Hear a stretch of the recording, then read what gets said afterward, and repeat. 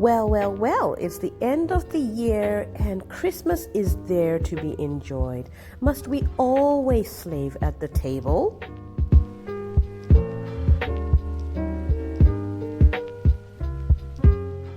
Well, maybe not.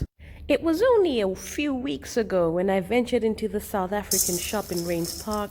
I picked up some samp and beans and cooked some, stored some for later. And I also came across these little goodies, gem squash.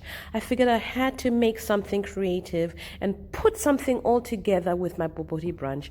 I bought the Cook Sisters. I didn't make them, and you don't have to either. But when it came to the gem squash, I couldn't help but ask the storekeeper what I could do with them, because there was something about them. I just saw them lying in the corner there. They reminded me of home, but I hadn't actually cooked them. And when I asked him, he said, normally we roast them, or we scoop them out first and then we roast them and then fill them with a cheesy corn filling. And I thought, wow, this would be an absolutely great idea. So I took them home, just cut them into two, just as he said. It's very easy. I scooped out I scooped the seeds out, drizzled them ever so clumsily with olive oil, and then plunked them into a hot oven for about 15 minutes. Now these ones are really easy to cook, so it doesn't take that long, but if you're not sure, just keep them in for longer. And as those are baking away, just grab some samp that you made earlier. Listen, Linda, listen. You don't have to cook everything from scratch. Sometimes when you make samp, you make loads. You can't eat it all. Just freeze half of it and pull it out of the freezer whenever you want, so you can do this in a matter of seconds.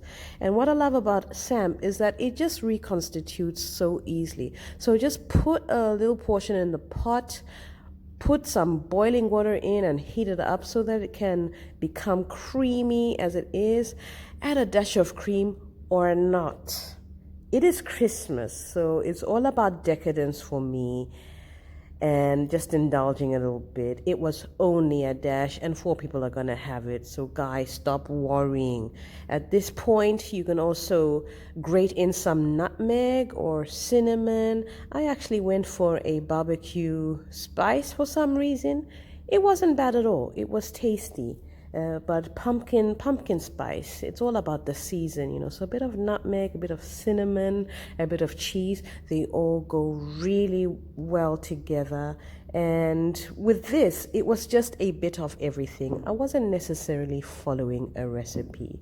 So once they're ready, you can scoop them out into the already baked pumpkins. Oh, and did you notice they're not sitting right? I should have cut the pips off the ends of the squash, but I'm going to do that in a second.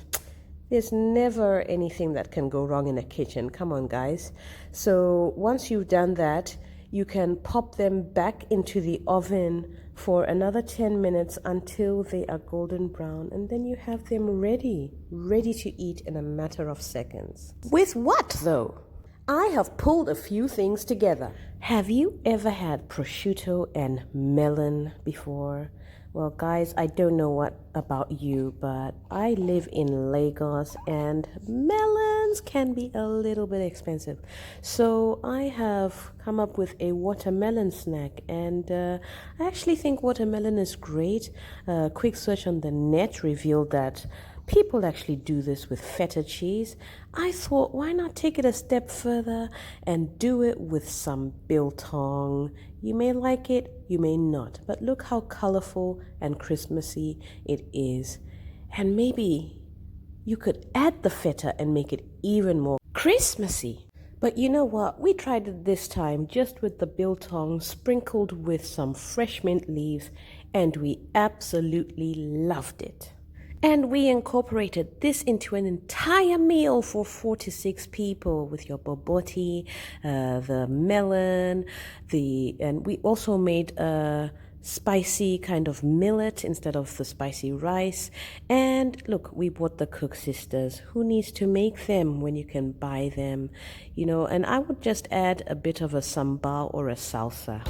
And while we're considering make or buy, guys, canned food is everything. Why don't you tune in to us next time to see what we can make with these? We also have roasted goat leg,